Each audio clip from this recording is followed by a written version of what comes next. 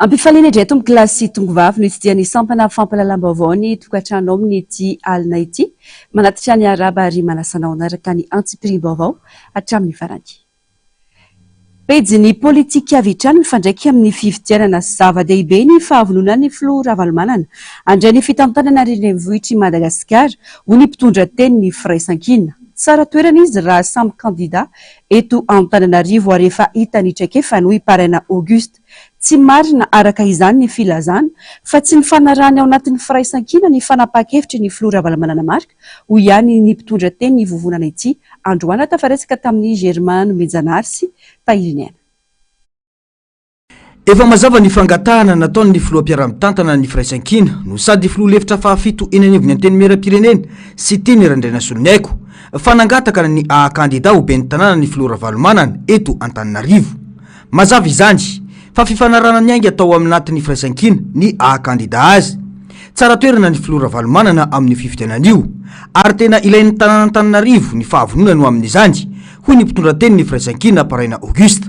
Itady kandida azy atao hoy izy ka zara mahita olona vokitraikefa sy vonina tahaka azy ho ao amin'ny renivohitr'i Madagasikara hoy hatrany ny falazavany.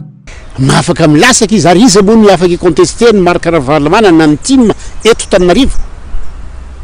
Zavatra anina zay fa io ny nisy nangataka ny ataony ny firaisan-kina raha tadidinareo sara asika tery amin'ny Belair tamin'ny anan'ny RMDM ny président Sten zay co-président ny firaisan-kina sady vice-président ny firaisan-kina ao amin'ny assemblée satria amin'ny vice-président misy nangataka ny président Marc Ravalomanana hoe mangataka anao ilasaky ka inona koa ny tadiaviny itady kandida aza ho ataoko vao haiko mana kandida gabarit ohatran'ireny ve eto Antananarivo izy ny manana kandida mihoatran'izay tsy misy fa zay dia ny fanaraka zay nanaika daholo ny rehetrarehetra manaika an'io ary naniran'io candidature ny Marc Ravalomanana io napataotra aiza izy sy anao ka izy moa nanaika izy nanaoko dia arabasora basara. Tsy tokony andairan'ny fanakorontanana izay inian'ny sasany volena mba tsy hitondra fiovana eto Antananarivo renivohitra ny mponina eto Antananarivo hoy hatrany ny fanazavana. Mazava ny tantontsika rehetra dia ny anova Antananarivo mba homendrika ho renivohitry ny firenena. Ny ahatrarana io tanjona io no tokony imasony rehetra hoy hatrany ny fanazavany. Manodidina izay vaovao izay tsy ampiova amin'ny fototra ijoroan'ireo mpanaradian'ny Filoha Ravalomanana marika ny famendrofendrona sy ny fandemetsana voizina amin'izao hoy ny vehivavy tiako Madagasikara androany. Malala ny masony vahoaka malagasy ny Filoha Ravalomanana marika ko tsy andray fanapahan-kevitra mifanipaka amin'izany. Arahantsika ihany votoaty ny fanambarana nataon'izy ireo androany tateriny Germain Menjanary sy Tahiriniana trany. Mamelona ny fanantenanay vehivavy monina eto Antananarivo ny fanapahan-kevitry ny Filoha Ravalomanana hirotsaka ho fidiana ben'ny tanàna eto Antananarivo renivohitr'i Madagasikara sy ifandraisany malagasy iray manontolo. Foko maro no miaina sy mivelona eto noho izany mitaky olona mendrika toa azy ho ben'ny tanàna ho ihany ireo vehivavy. Efa hita ny fomba fitondrany izay navita nanarina any Antananarivo tao anatin'ny fotoana fohy ny taona 1970 ka nahatonga ny mponina teto Antananarivo tamin'izany fotoana nahatonga ny malagasy ny fidy azy ho filohan'ny repoblika nahazahoana ny malagasy tsy ankanavaka ny sitraka ny fomba fitariany sy ny fampandrosoana netiny. Vita ny lalana nadio ny tanàna nirindra ny fiarahamonina ary samy afaka nanao ny fivelomany rehetra tamin'izany. Potika nefa Antananarivo ankehitriny ko atakiny vanim-potoana iainana Antananarivo sy ny mponina eto aminy traikefa ananany. Raha ny fampitena misy amin'ity renivohitr'i Madagasikara ity dia ny olona efa vokitraikefa toa azo no azo antoka fa afaka manarana fampitehana ao anatin'ny fotoana fohy, entitra, matotra ary mahafehny fitantanana sy ny olon'ny fifandraisana ny Filoha Ravalomanana ka afaka mampiray ny malagasy eto amin'ny renivohitr'i ny firenena. Izany no antony fanohanana tsy misy fepetra hoy hatrany ny vehivavy tima androany. Zany renivohitr'i Madagasikara zany moa dia fitaratra ho amin'ny Madagasikara ray manontolo ka rehefa atao amin'ny renivohitra no potika dia Madagasikara ray manontolo zany potika. Vonona zany zay vehivavy manerana ny arrondissement enina eto Antananarivo renivohitra 270 fokotany dia tena andray anjara mavitrika izay amin'ny fampandaninana azy. Zany renivohitr'i Madagasikara zany tamin'ny andron'ny Filoha Marc Ravalomanana dia tena namiratra ary tena mbola nikisy amin'izao fotoana moa mbola maro ny tsy mahatadidin'izay dia apotranay hoe nahavita zavatra izy tamin'ny fotoan'androny. Dia eo koa tamin'ny candidat tamin'ny be ny tanàna nyelona ravalomanana teto Antananarivo renivohitra dia isy ny mpanolotsaina manokana, tsy nisy ny subvention, tsy nisy ny fanampiana tany amin'ny fanjakana foibe tamin'izany fotoana, nefa ny be ny tanàna ravalomanana dia afaka nampandeha ny commune Antananarivo renivohitra tamin'izany. Nisy ny foto-drafitrasa izay vitany tamin'izany fotoana fanalana ny fako sy ny fanampianana lavadavaka teny amin'ny arabe. Teo ihany koa ny fandraisan'ny mpiasan'ny commune Karama tsisy fahatarana, ny zotra izany arakaraka ny tokony ho izy izany ny fitantanana ny tanàna Antananarivo tamin'ny fotoana ny tantanany be tanàna ravalomanana. Izy ny paikady manokana apetraka mba hiadiana amin'ny alabato mialoha mandritra ary aoriny ny 12 Desambra. Tsy mihoatra ny rafitra efa misy ao anatin'ny antoko tim nefa ny vehivavy tim fa miankina amin'ny toromarika omeny biro politika foibe ny fanatanterana ny asa rehetra momba izany raha ny fanazavana. Misy amin'ny biro politika nasional moa ny antoko tim dia misy ireo mpiara-monina antoka izany ao anatin'izay, dia ireo ny afaka manome toromarika ho anay rehetrarehetra izay zany tsy pitarika fa izay ilay hoentina, dia izay miandro ny toromarika zany avy amin'ny zareo inona ny tena atao hirovantsika amin'ny alabato. Raha fanjakana mitady filaminana tsy hitady ny fomba anakanana ny mahakandida azy ho hiatrany ny fanazavana. Efa kandida filoham-pirenena indroa miantaona ny filomarika ravalomanana ary nahafen'ny fepetra rehetra. Paikady politika ataony ankilany amin'izao ny fandemen-tsaina kanefa tsy ampiovan'ny fototra efa nijoron'ny pomba ny filoha ravalomanana izany ho hiatrany ny fanazavana. Misy efa nanao filoham-pirenena, efa nanao vao tsisy amataonany akory tsy ampy herintaona izay, tsisy complet ny dossier afaka nilatsaka ara-dalàna izy, ka amin'ity tsy hitako hoe inona ny sakana angamba dia fahatahorana mibetsaka, dia ampiroroana fotsiny ny olona hoe ny filohanareo tsy latsaka ravalomanana fa ohatran'izao ampiroroana zany le vahoaka, fa izay vehivavy aloha tsy manana eritreritra n'izany mihitsy hoe izy zany, fa hoe tena hoe milatsaka président ravalomanana ary mivonona izay amin'ny fampandaninana azy. Miantso ny vehivavy rehetra mba tsy hanao ambanin-javatra io fifidianana io ny vehivavy tiako i Madagasikara. Antoko ny avy ny vahoaka malagasy iray manontolo io fifidianana io. Mila mandray andraikitra ny rehetra, indrindra fa ny vehivavy izay matsapa ny fangirifirina misy sy ny fahampotehan'ny tanàna ary indrindra ny fahoriana miantra amin'ny tontosany fivirina nataon'ireo mpikatroka tiako i Madagasikara any anivon'ny Fokotany sy komina ho an'ny Ambotrimanjaka. Fivirina izay nifantenana ireo anaran'olona telo mendrika hitondra ny fanevany antoko tim amin'ny fifidianana ho ben'ny tanàna ny 12 Desambra 2022 ho avy izao. Atolotra eny amin'ny foibe ny antoko azony mandray ny fanapahan-kevitra ireo anarana ireo araka izao fanadiadiana manaraka izao. Manaraka ny lamina sy ny fitsipoka ny feny ny antoko tiako i Madagasikara eto Ambohidratrimo ka ho fanatanterana ny toromarika araka ny notana lefa aty fotony no anton'izao fiainana izao ho fanomanana ny fifidianana ho ben'ny tanàna eto amin'ny komina Ambohitrimanjaka. Ny fokotima sy ny komitima noho ny karakarany fionana nanolorana ireo anarana olona telo everina fa mendrika hitondra ny fanevany antoko amin'ny fifidianana ben'ny tanàna eto amin'ny komina ho hiatrany ny fanazavana. Mazava ny tanjony dia ny teny ifampiarana ho an'ny piray antoko ivoan'ny anaran'olona ho kandida ben'ny tanàna mandritra ny fifidianana ny 12 Desambra io. Ny fividianana moa zany dia zahay teo komitima no organise azy ny karakara azy no natonga ny fividiana teto amin'ity espace toafidia izay isorana be da be tokony mpiara-miasa sady mpiara-miombonantoka amin'ny komina Madagasikara eto Ambohitrimanjaka zany. Izay ny antotety namoana araka ny toromarika izay niraisina avy any amin'ny staff teknika ny tiako Madagasikara manomana ny fividianana ben'ny tanàna, namoana andreo procédure tsy maintsy arana zany hoe misy ny assemblée ohatran'izao dia misy ny fanolorana andreo kandida anankitelo ao anatin'ny tiako Madagasikara izay misy vanina eny anivon'ny staff teknika moa zany dia ny manapa-kevitra ny farany moa zany mahazo an'olondrano Madagasikara mba amin'ireny anankitelo izay natota izay nanotena sy natota amban'ireny dia aorian'izay zany miandry an'izay moa zany tsika mandefa ny PV zay miakatra dia avy eo miandry an'izay validation avy amin'ny filomarika ravalomanana zay hoe. Nizotra tampilaminana ny fifantenana ireo anarana telo nandritra izany hoy ny solombavam-bahoaka voafidy tao Ambohidratrimo Mamy Rabenirina izay isan'ny tarika ny fivoriana. Fahavononana sady no hita tamin'ireo mpikatroka nandritra izany raha ny fanazavana hatrany.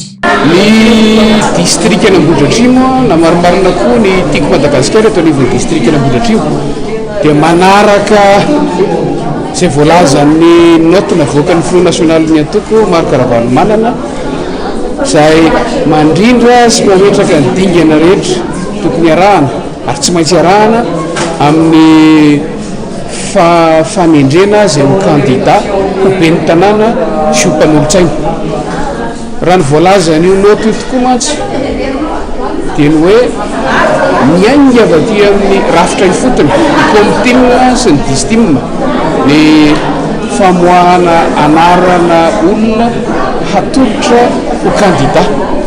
Ary raha voalaza ao anatin'io note io ihany avy eo dia anaran'olona telo no avoaka anaovana tatitra ny fivoriana namoahana azy ary alefa makany amin'ny cellule technique zay natokana natsangana manokana ikarakara ny fifidiana communalité ary ireo no apika izany makany amin'ny Front National zay rehefa napaha-kevitra farany rehefa avy eo vita tsy nisy olana tsy nisy raorao tao anatin'ny filaminana tanteraka ary antenaina fa itoy sahala amin'izay ihany koa ny amin'ny commune hafa rehetra eto amin'ny district Ambohidratrimo dia tokony ho fitaina atao anatin'ny andro vitsivitsy manaraka. Tsara moa ny manamarika fa anaran'olona telo isaky ny commune no alefa any amin'ny bureau politika Fohibe ka ny bureau politika sy ny filohan'ny Antoko no mandray fanapahan-kevitra farany amin'izay olona hitondra ny fanevany Antoko mandritra ny fifidianana ho ben'ny tanàna.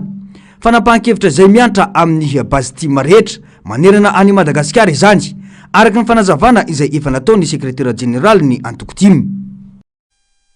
Mandeha ila ny fitantanana ny firenena ka tsy mampitombona ny sina fampandrosoana sy ny fitsinjaram-pahefana tena izy eny amin'ny vondrom-bahoaka paritra itsinjaram-pahefana. Maro amin'ny komina sy faritra eto Madagasikara no tsy manana rafitra fikoanandoha ifotony azon'ireo olom-pirenena mandray anjara amin'ny fampandrosoana. Fanampanazavana eo amin'ny sarin'ny Mathieu Princy. Nanomboka ny taona 2012 tamin'ny alalan'ny didim-panjakana laharana 2012 tsipika 7,7 ny fametrahana ny rafitra fikoanandoha ifotony na ny structure locale de concertation eny amin'ireo komina faritra sy faritany eto Madagasikara. Rafitra mitantana ireo vondrom-bahoaka itsinjaram-pahefana natao hakana ny hevitry ny olom-pirenena andray anjara amin'ny fampandrosoana eny ifotony. Zava-dehibe ary ilaina ny fifampiresahana eny ifotony sy ny fitsinjaram-pahefana tena izy. Nisy ny atrikasa nandritra ny roa andro mikasika ny tontolo ny fitsinjaram-pahefana ka ny farana androany. Maro ireo fanatsarana ny entin'ireo mpiantsehatra samihafa ny atrika izany. Anisan'ny voalaza tao anatin'izay ny fanatsarana an'ireo atao hoe rafitra izay ahafahana manafaingana an'ilay fanatanterahana ny asa miandry ny anivon'ny commune maro samihafa. Anisan'ny voalaza moa zany tao anatin'izay ny famerenana an'ilay atao hoe coopération intercommunale satria efa nipetraka izy io tamin'ny taona 1999 kanefa ny foanana amin'izao fotoana izao ny fanjakana efa manao asa mifandraika amin'izay teboka anankiray izay. Anisan'ny voalaza ihany koa ny fanafainganana an'ireo atao hoe teti-bola ahafahan'ireo commune manatanteraka ny asa sy ahafahana ihany koa mampiodina araka tokony ho izy ny fitantanandrarahany anivon'ny commune tsirairay avy. Raha ny fanadihadiana sy ny fikarohana samihafa, commune 700 no misy ity rafitra ity, saingy ny 900 amin'ireo ihany no mampiatra izany. Anka tsy mizotra araka ny tokony ho izy ny asa fampandrosoana tokony atao. Betsaka no tsy mamaly ny filan'ny mponina kanefa anaovana fandaniana betsaka. Antony mahazava-dehibe ny fakana ny hevitry ny mponina sy ny fifampiresahana ahafahana miantoka fampandrosoana. Tsy vita ny filazana an-taratasy fotsiny zany fa mila ampiarina tombontsony rehetra isi ny fitsinjaram-pahefana. Anisan'ireo tsara ho fantatry ny mponina amin'ny komina iray ohatra ny makasika ny teti-bola miasa ao aminy. Tokony azo tatitra mifanaraka amin'izany ihany koa ny mponina ahafahana miantoka ny mangarahara. Raha ny document officiel zany no jerena dia mbola manodididina ny 900 eo ny commune zany no manana SLC fonctionnel et opérationnel. Raha ny recherche natao teny fotony sy ny fanontaniana indreo tompon'andraikitra maro samihafa zany dia heno hoe manodidina 700 any no manana anazy.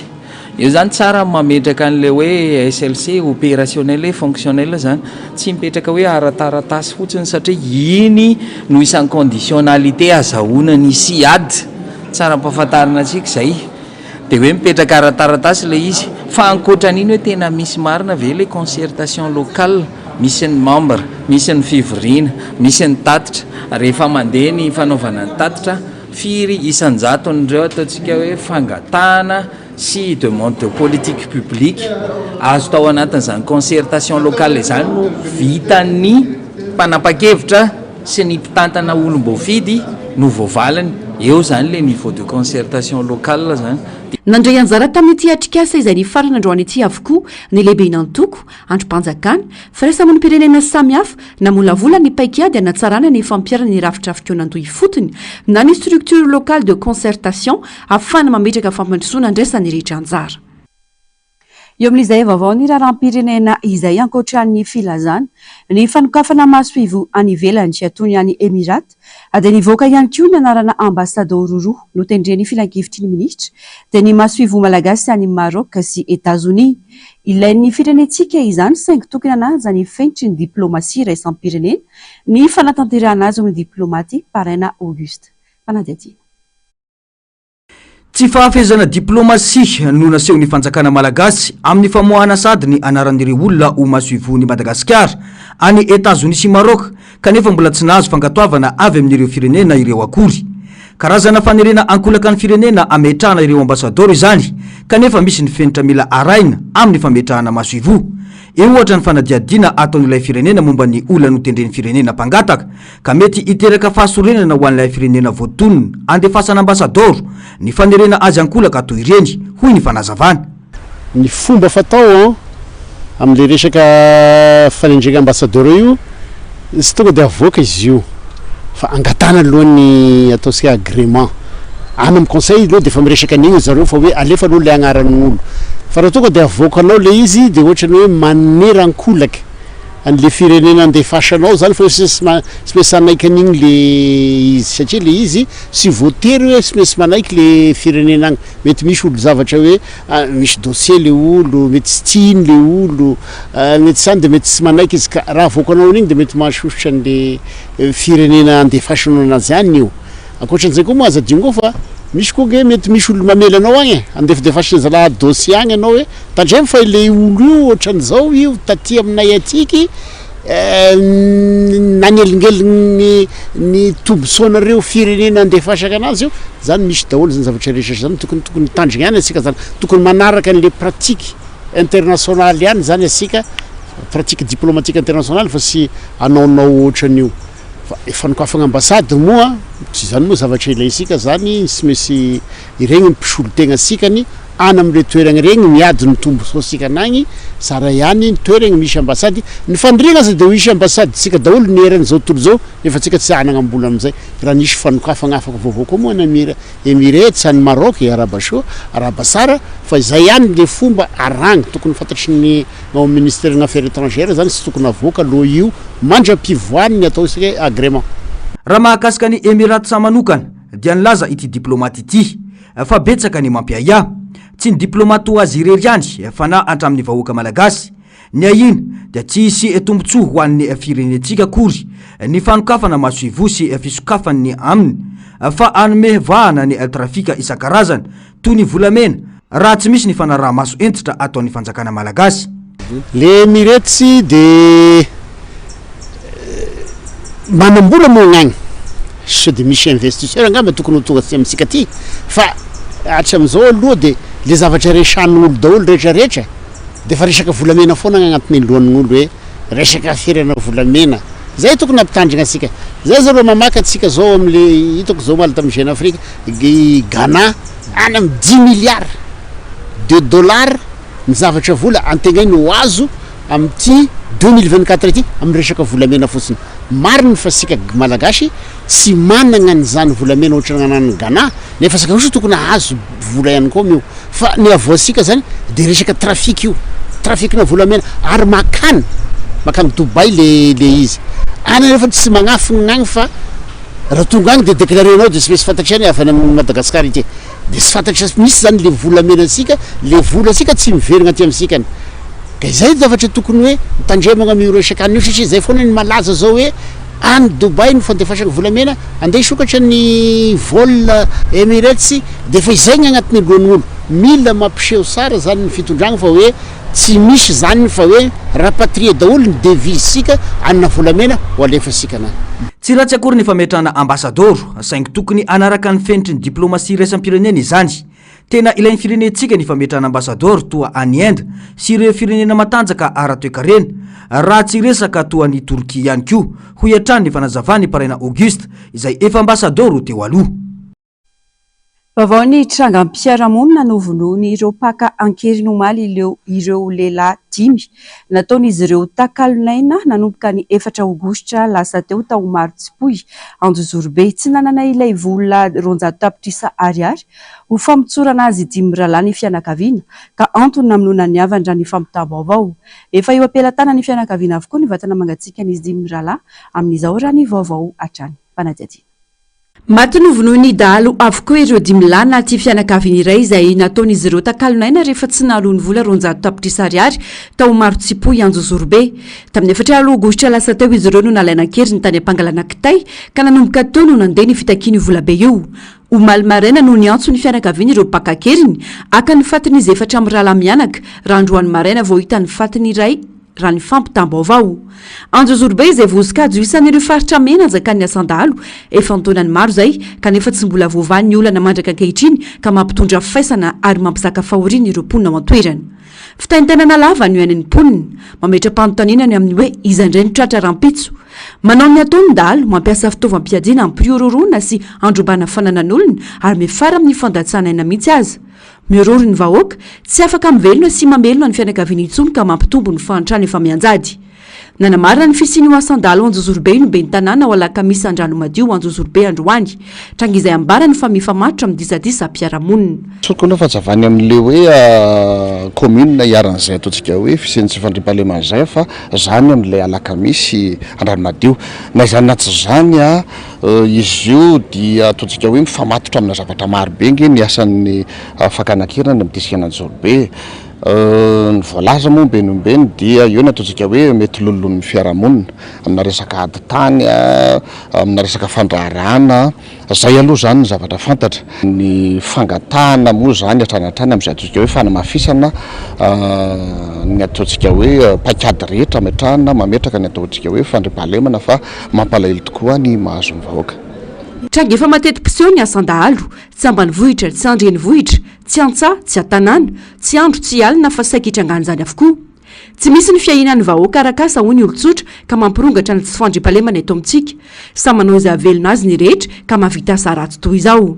Satria efa sahirana ilay olona dia manaonao foana daholo ka na inona zany azahoany an'izay hoe hevitra ahafahany velona dia ataony daholo na manaonao foana ary izy mampalahelo ilay zava-misy. Io zany le tsy fananana asa eo dia eo koa le tsy famorona amin'ny fandakana asa mihitsy voatery tsy maintsy manao an'le asa ratsy zay. Taloha fotoana manokana hoe zavatra desera fa na zay tena lavitra indrindra amin'ny fanjakana tany zany mba misy zany tsy fandriam-pahalemana zany fa amin'izao fotoana zao zany tsy micondition zany zay na andrenivohitra io na ambanivohitra dia ka atsatran'izay zavatra zay daholo zany hoe tsy fandriam-pahalemana zany dia misaforifotsy zany ny olona ny tsy fanahy zany dia milasa mamorona zavatra tsy misy ny olona satria miala tsy miala foana hoe tsy mampianatra ratsy any olona fa mipetraka fotsiny hoe ray mpianakaviana izy tsy misy miandro akonandreo izy maray mpianakaviana izy normal tokony mba misy asa zany ho amin'ilay ray mpianakaviana ahafahany miany ankonany. Tompon'andraikitra voalohany amin'ny zava-misy ny fitondram-panjakana hitady vahaolana maty-paika hamana ny sosialim-bahoaka. Tsy afa-miala ihany koa ny mpitandro filaminana izay manandraikitra hiaro ny vahoaka sy ny fananany. Sehoseho ivelany sy fampisehoana fotsiny ihany nefa zany fa tsy mitraika amin'ny vahoaka hoy ny fanazavana. Regny zany ohatrany hoe atao sarin-daim-pika fotsiny entina hoe fampisehoana fotsiny pary areny fitaovam-piadiana be dia be rehefa moa madama ampiasaina amin'ny fandriam-pahalemana tsy lamina ihany ny tanjo fandakana zany. Zay tsy mbola misy fihahina ve zany hoe ahoana aiza amin'ny asa milatsina miala foana ampianatra ny andry ve aiza ny toerana metrahana mpitandro filaminana hoe Anjozorobe fa misy zavatra zay misy eo dia tsy misy hoe aveloma ve ametraka ve fotoana anankiray maro hoe mpitandro milatsina miala foana maro mpitandro filaminana eto amintsika eto maro dia tena maro dia tsisy hoe fihahina amin'izay toerana zany hoe mpitandro filaminana hoe dia misy hoe toerana metrahana ihany zany vahoaka zay hoe amin'izay toerana zay tsy mahafantatra zany izy ka tsy mahafantatra zay verana ilay tena tavolo hoe tena mitebiteby ny olona tebiteby no tsisy pia izy ka rehetra ngeny fitaovam-piadiana milatsina miala foana fa tsisy vandray tena hoe makasika amin'ny fo mihitsy mijery an'ilay izy hoe tena misy fandresendahatra be mijery voaka ilay zavatra misy fandresendahatra be de zany mifaly zany ny fanahany io satria raha zao kosa tena misy filamina eto amin'ity fireneny ity fanohatra re izy fanohatra kelikely hoe milatsina miala fondra hoe ohatra atao fampisehoana ve le zavatra reny tonga va tsy juin fa raha vita fa juin de aprima be mialatsina angona be tapetra reny nefa tsisy afiry amin'ny fito zany nefa tsy mahita mpitandro filaminana firy mihitsy ny anao eny an-dalana va akavitsiana fotsiny fifiranatra reny hoe miaro ny vahoaka sy mifanana zay aloha fahafantarako an'ny mpitandro filaminana andro zareo de tokony arovany tokoa le vahoaka sy mifanana fa tsy avelany ahaka fotsiny satria zareo ne mpiasana vahoaka fa tsy hoe any mampisavorita kary miteraka resabe onjozorobe amin'izao fotoan'izao ny toromarika azin'ireo mponina manoloana ny asandalo raha ny vaovao samihafa fantatra mantsy fa tsy mahazo mandovolany amindalo intsony ireo fianakaviany lasibatra na izay niarany fakanakeriny andraisana fepetra ihany koa ireo olona mividy ny fananan'ireo niarany fakanakeriny sy ireo olona napindrana fitaovana entina narany ireo dahalo fa izay manao izany dia raisiny hopiretsykombakomba amin'ireo tsy mataotody hoy ny fanazavana tsy vao izao no haenona trangana sandalo miaro famonon'olona feno abebina tahaka izao teto amintsika lazaina fa misy ny paikady ary miasa ny mpitandro filaminana saingy raha ny zava-misy mifanohitra amin'izay no iainany vahoaka tsy vitan'izany fa lasa nataovitovana anaovana hery famoretana ny mpitandro filaminana iaro vondron'olona sy antokon'olona porofon'izany fampiasana ireo mpitandro filaminana anarivony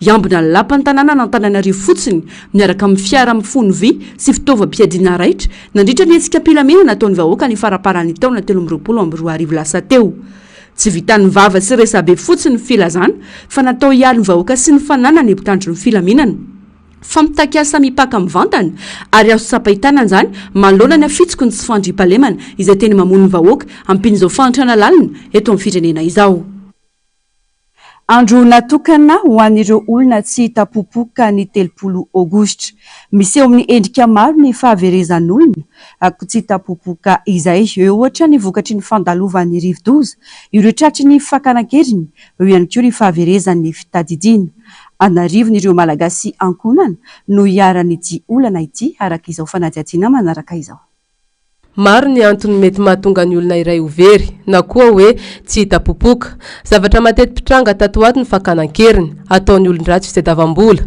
eo koa ny fahaverezan'ny tadidy azo avy amin'ny fikorotanany saina eo koa ohatra izay tena mpahazo eto amintsika koa ny vokatry ny fandalovan'ny rivodoza na inona nefa ny mety ho antony fahaverezan'ny olona iray dia azo adika ho fikorontanan'ny fiarahamonina izay vokatry ny fahantrana raha eto Madagasikara no resahana satria ny fahaverezana misy eto amintsika matetika takalonena avokoa ka izany nilazana fa marary ny fiarahamonina malagasy na ara-tsosialy io na ara-toekarena mivoana mankany amin'ny fikorontanan'ny malagasy ka lasa manao zavatra tsy voahevitra mba ahazoana vola na itsy ny mpahay fiarahamonina ratsida nilaza fa lasa manao toetram-biby ny olombelona ankehitriny mba ahafahany maniry olona mitovy aminy hamoaka vola tranga maro no mahatonga izany fa amin'ny ankapobeny zany trangam-piarahamonina no hoe misy sokajan'olona sasany te azo tombontso manokana na zavatra manokana te azo vola dia izay no hitany fa mety ahafahany manao an'ilay olo lasa takalonaina ho fitentsika anazy dia mety ho zay fa mety ho antony hafa koa aloha ny fahaverezan'olona mety hoe le olona mihitsy no nandeha tamina toerana tsy tokony nalehany na zavatra ohatr'izany dia nifanena tamina na very fitadiana tsotro zao satria amin'ilay toe-java-misy amintsika zao dia miakatra be ny fahaverezan-tsaina sy ny ohatran'izany dia mety misy fotoana mety ho tratran'ny alzheimer na koa tsy tratrany fa tojo amin'izay remondrandra hoe tamberitany zavatra ohatr'izany zany zavatra tranga ao amin'ny olombelona zany indrindrandrindra amin'ny fotoana rehefa tena hoe miasa saina be misy faharerahana fahaketrahan-tsaina dia tratran'izay zavatra izay na eo aza nefa izany rehetra izany dia tokony ho tony hatrany ireo sendra izay fahaverezan'olona izay ny fianakaviana ny fanantonana mpitandro filaminana no isan'ny vahaolana voalohany tsy tokony jerem-potsiny amin'izao anefa io tranga io fa ilaina fandraisana ndraikitra ireo mpitondra fanjakana mba hanomezana lanja ny mahaolona sy anarenana ny fiarahamonina malagasy izay hita fa tena mandringa amin'izao fotoana izao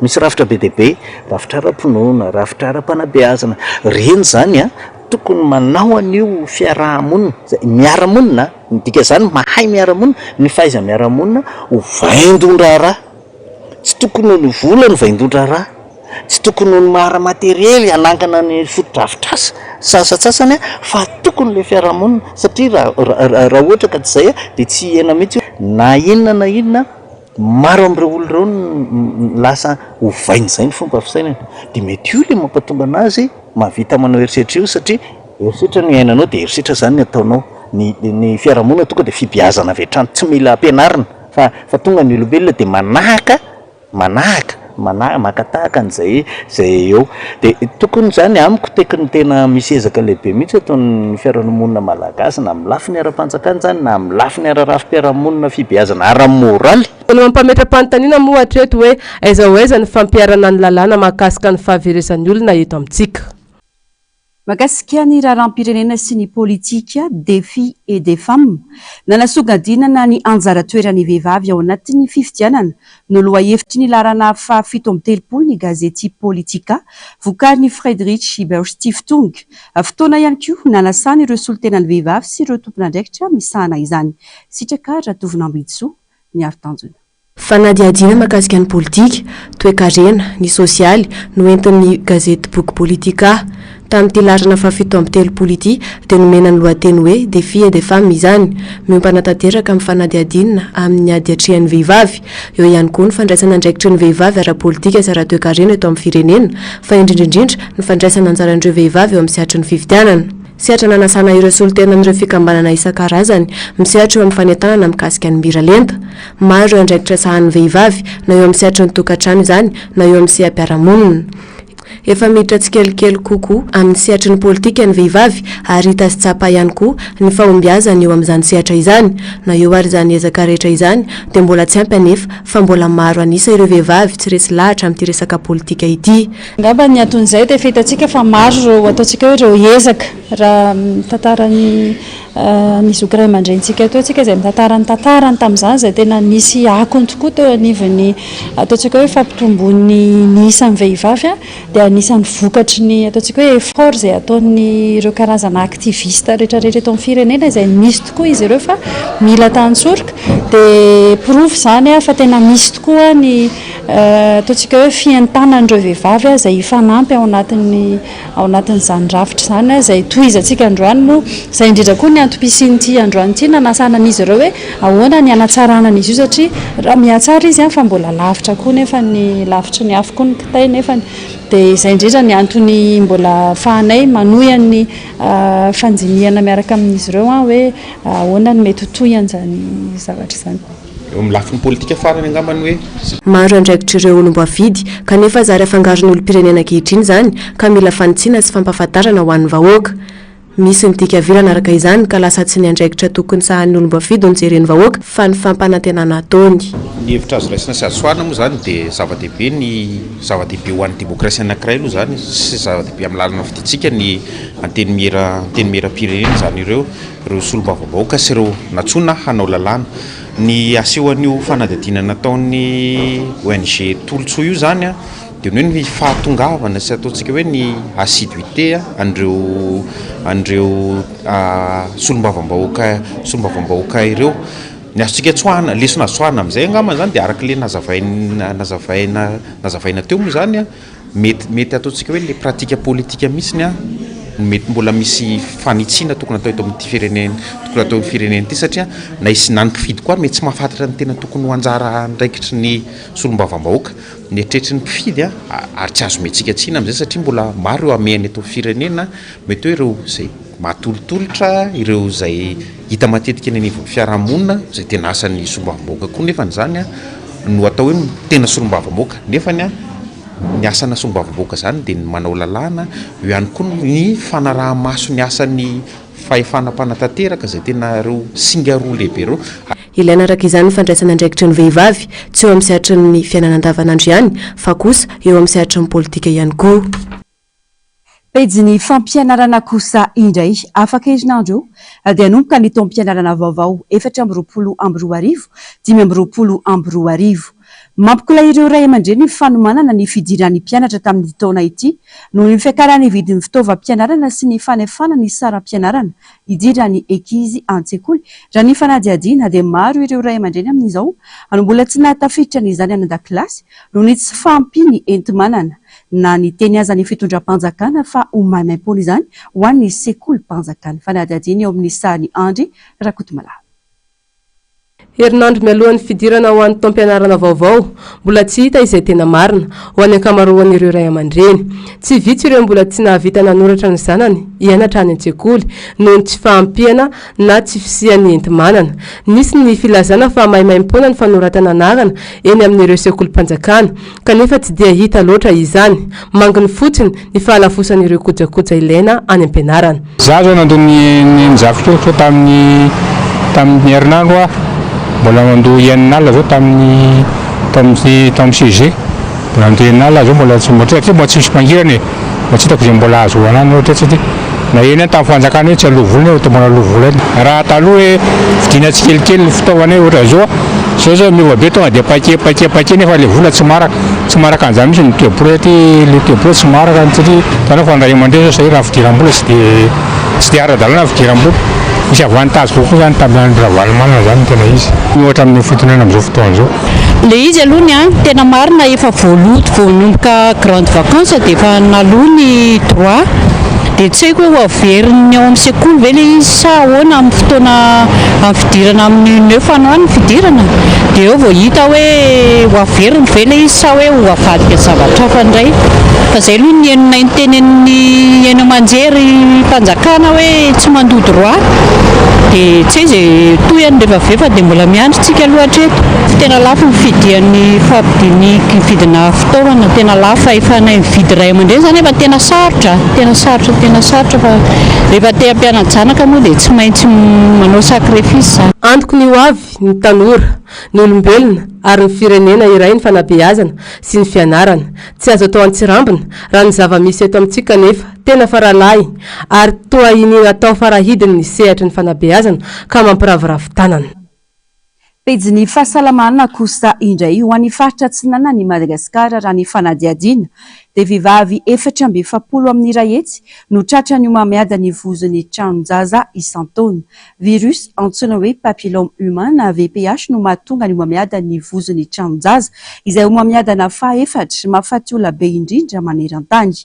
Ireo vehivavy tafiditra ao anatin'ny firaisana ranofo no matetika tratrany ity aretina ity izay tsy hita raha tsy amin'ny alalan'ny fitiliana ihany. Fanadihadiana nataon'ny Liva Avonjiniana Andry Rakotomala.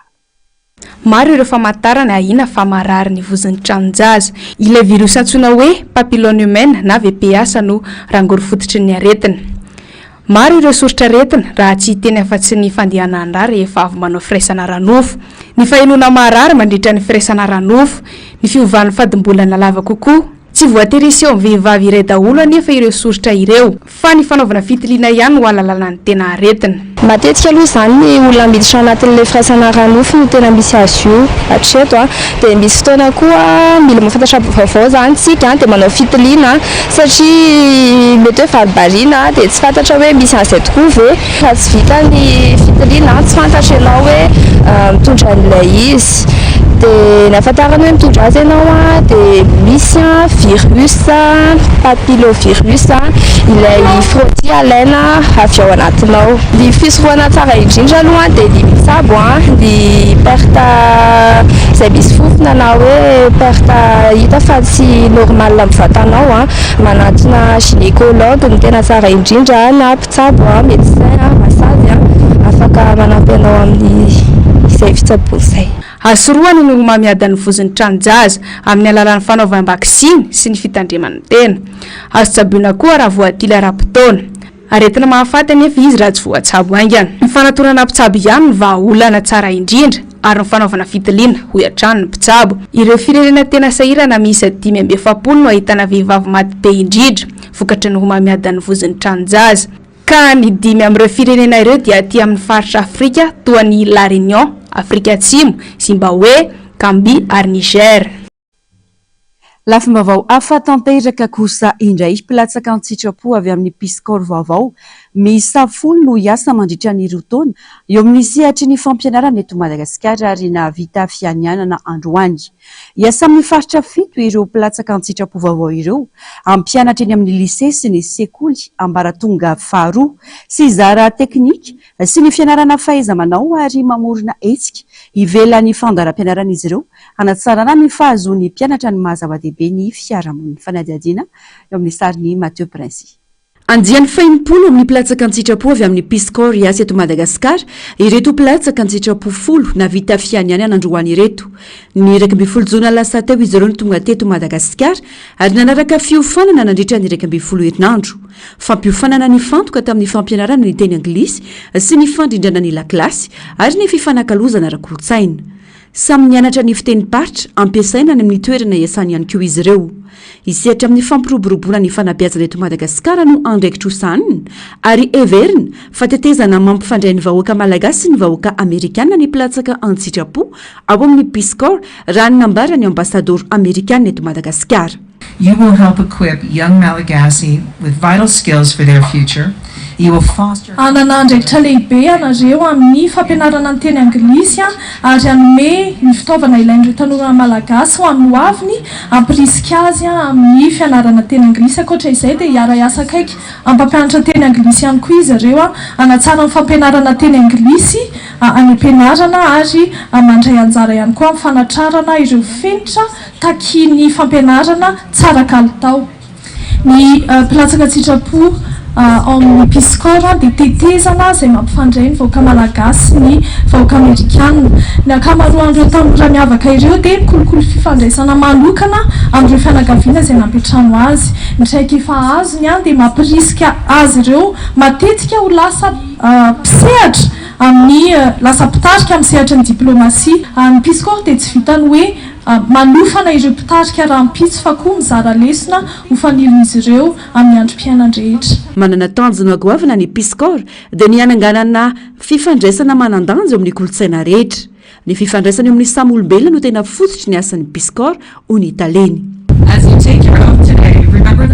Tsarovy fa fivoarana sy fitombona ny tanjona tsy ho an'ny vondrom-piarahamonina izay misy anareo ihany fa ho anareo ihany koa mitaky faharetana sy fikirizana ary fivelaran'ny saina ihany koa mianatra sy miaina amin'ny zava-misy ary amolavola firahalaina maro. Maro ireo lalana nodiavana sy nosedriana nandritra ny fanofanana hoy ny fanazavana.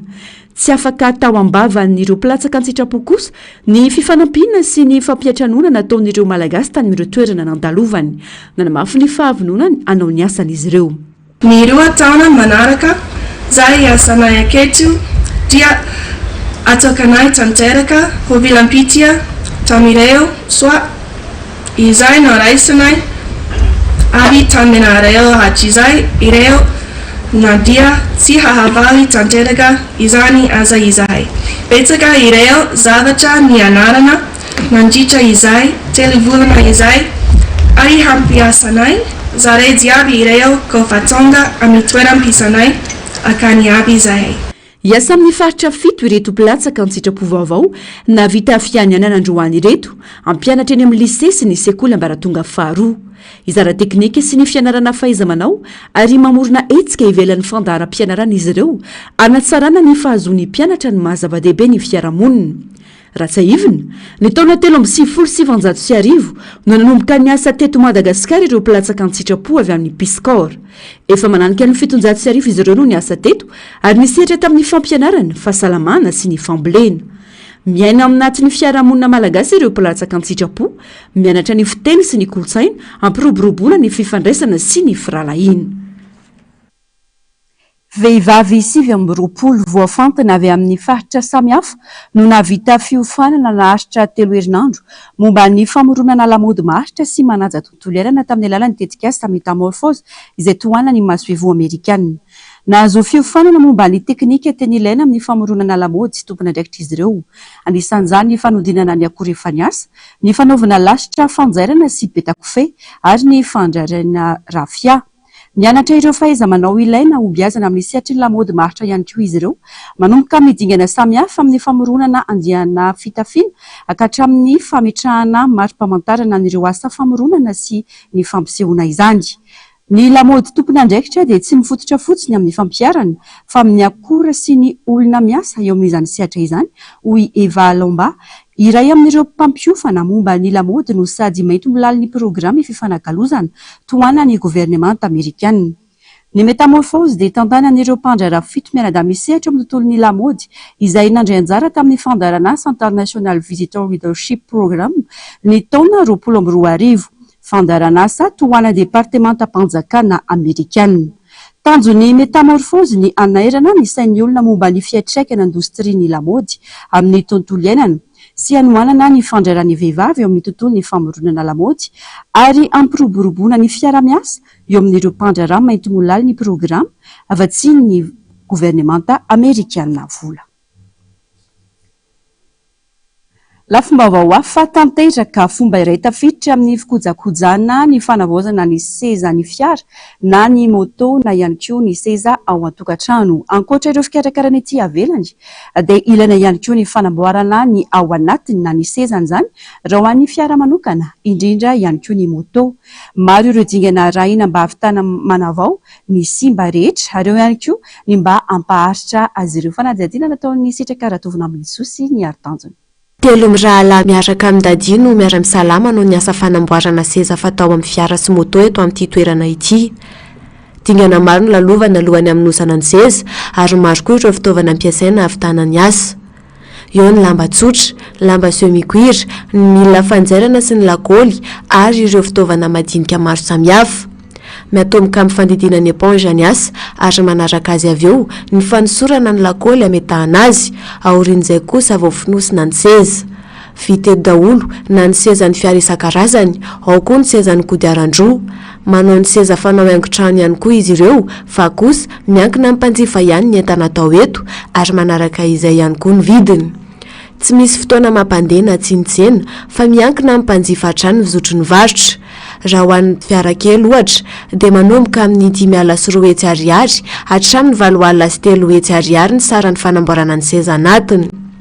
Maharitra eo amin'ny 70 minitra eo ka hatramin'ny ora 3 no ahavitana ny seza iray ho an'ny kodiaran-droa.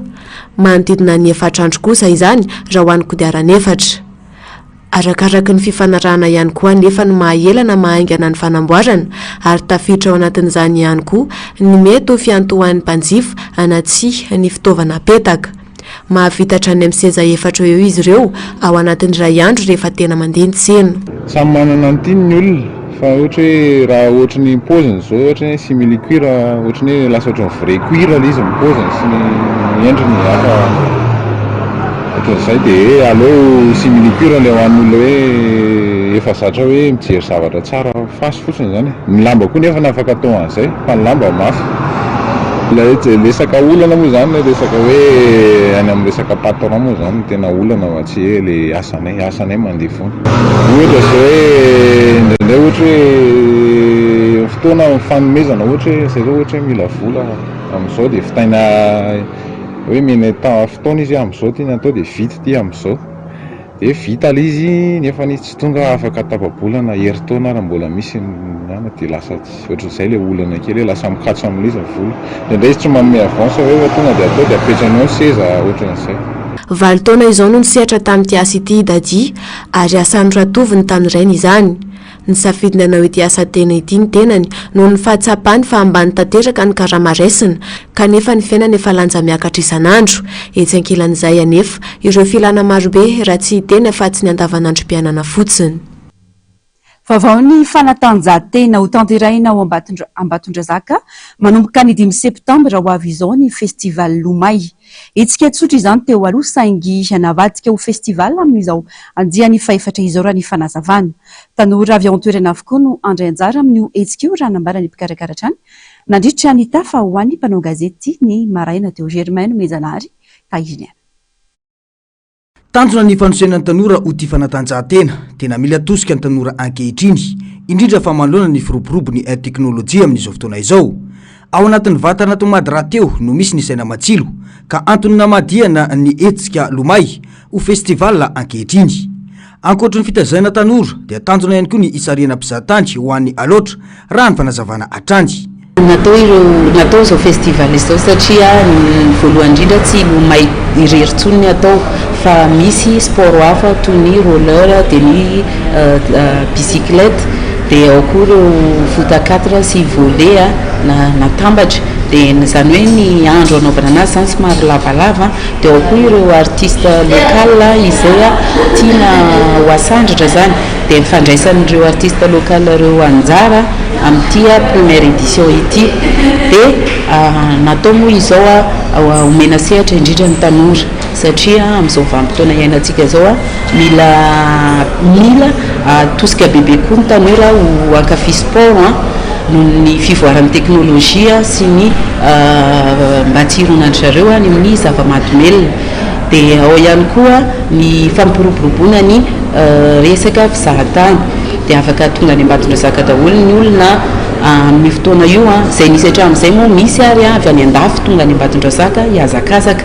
dia ao koa ireo atleta matianina avy any Antananarivo misy avy any Majunga, misy avy any Antsirabe, misy avy any Tasy tonga mandritry ny festival io loma io dia tonga maro koa zany ny olona rehetrarehetra apiroborobo ny tanàna Ambatondrazaka ampandeha amin'ny toerana ara-ekônomika ny Ambatondrazaka. Aritra efatrandro ny etsika ka etsika ara-panatanjahantena sy ara-kolotsaina maro no andrafaka izany ao an-tampon-tanàna Ambatondrazaka.